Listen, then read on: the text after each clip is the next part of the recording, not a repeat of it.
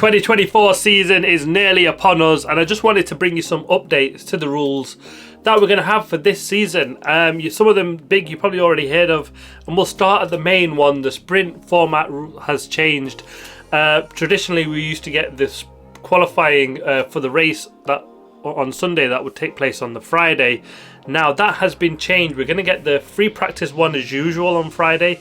Following that, we'll get the sprint shootout. Now that will set the grid for the sprint race to take place on Saturday. So we'll get on Saturday now. The first thing would be the sprint race.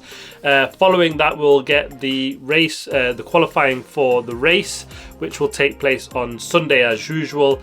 Now the only thing that they've not really mentioned here is when Parc Fermé will come into place, and that means is, you know, you can't change any parts or too much of the setup for the race from that point onwards. Now traditionally that was always linked to the qualifying for the main race, and because that was on the Friday, Parc Fermé effectively took place just after FP1. Now if it moves across and over to the Saturday, that does bode well for the teams, and where you've got people that just really went massively wrong on setup, you know, in qualifying, and it really screwed their race in sprint. We kind of seen that follow on in the race. Now because you could be able to change that before the qualifying session for the race on the Saturday evening or afternoons, whenever that's going to take place, it will be after the sprint race. It means that the teams have some opportunity to change setup where they've got it horribly wrong before that. So it'll be interesting to see. We've not had complete clarification on that yet, but I always do believe that it will be the race qualifying session where Parc Fermé will kick in on that one. The other changes now from the right of review of appeal, that there used to be 14 days if you were aggrieved with something that went on in the race for you to lodge that appeal. That's now changed. You've only got 4 days, 96 hours. It's possible for a 24-hour extension, but it'll be in special circumstances. And we know with the FIA that'll be really quite strict, and they don't really give much leniency on that at all. Again, teams will have to bring up the idea of, you know, it was something that wasn't available and new evidence that wasn't available to the stewards at the time, and we know that's a massively difficult hurdle to overcome. The increase of fines, so from previous year it was 250 million euros, it's now a maximum of 1 million euros that the FIA can fine, and I think it'd be pretty significant if they went that big. There's some changes to the power units. For last season there was 4 units available for the season.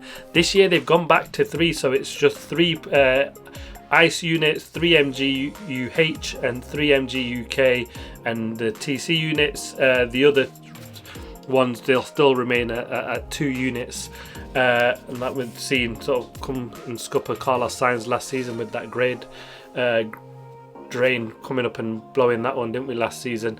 But that will still remain the same at 2.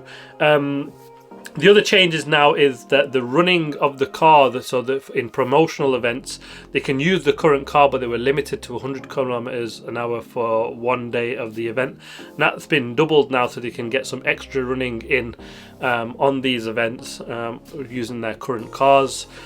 The testing of the old cars has changed now because it's only any 2-year-old car falls under this regulation of an old car, but the 2022 car now falls under that. So that would have, because it's the 21 car was significantly different to 22, they didn't really have or give too much concern about what they would use, because it wouldn't really qualify across as something that they could use today. But from this season, the 2022 car, obviously it's a jump up in regulation, so they could potentially, some teams try and test things out that, you know, might work in the new current cars. Now when they're using or testing an old car for like the young driver programs and the like, they have to use parts that have been used in at least one official testing or in a race weekend. Otherwise, they're not allowed to use them parts, just to stop teams from effectively testing new parts.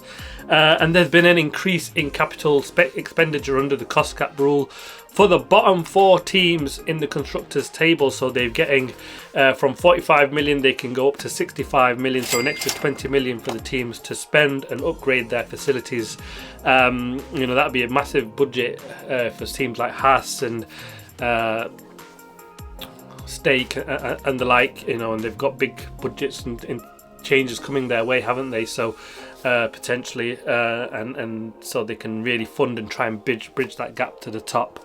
And so yeah, that's what the rules are set for 2024. It'll be interesting to see how some of the teams play some of these. It'll be interesting. The big one really is the Parc Ferme, when that kicks in for Saturday's race qualifying.